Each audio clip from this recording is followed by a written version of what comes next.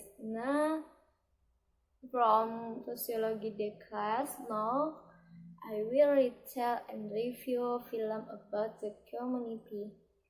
This film tells about the community of mountain climbers Everest.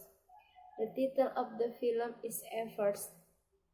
If my words are not clear, I include the subtitle below.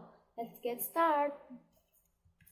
After several times successfully guiding Mount Everest commemorative expedition, Rob Hall and his team of professional mountaineers who are members of Adventure Consultant must again lead a group of amateur mountaineers to conquer the mountain with the highest peak in the world.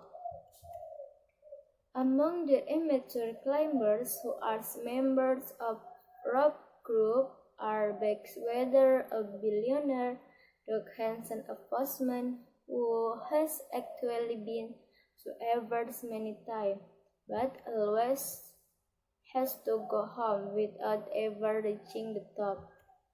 John Crocker, a waiter, and Yasuko Namba, a woman climber.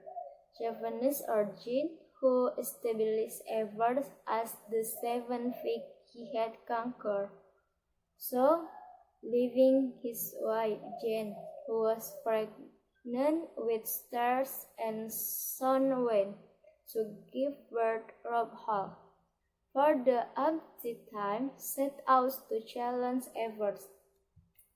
Starting in Nepal, the real test for Everest climbing was once they arrived at base camp, a place that hosts a gathering of mountaineers from around the world.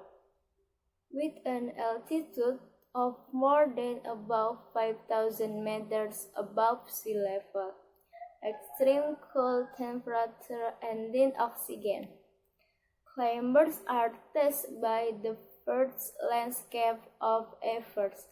Plus, there is competition between groups of climbers who are competing to beat the highest peak in the world. This is where Rob Hall meets Scott Fisher, the leader of the Mountain Madness group, who seemed and probably still harbored some kind of personal intrigue with Rob. The story of Everest continues with a series of climbing scans over difficult terrain. Storm and weather often take an unsafe turn. Even technical problems with climbing equipment seem to be an obstacle. Automatically, the physical and mental endurance of the climber is completely exhausted.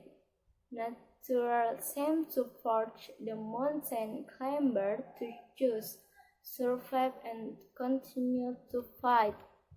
To reach the top by risking their life or return empty-handed. But in the end they reach top of Everest. Except with Beck, he has a problem with his exit. End up with their last rope arriving at the top. Their journey doesn't stop here. After reaching top, they certainly have to go down. To go down is not easy. Most of them have run out of oxygen and are starting to get tired and to get down. This ride, which results in they fainted and exhausted, Rob and Doug separated. They were both still on top, but the other group had started to fall. Doug felt tired and frozen, but Rob tried to tell Doug to work. Finally, Rob lost Doug, and Rob also choked. Storm and Beck and Yasuko cannot be saved. There is a miracle that Beck finally regained consciousness and was able to get up. He came back to the base camp, and Rob, who was still above him, was very silent. And finally he did. He left his fragrant wife, and finally the story is set.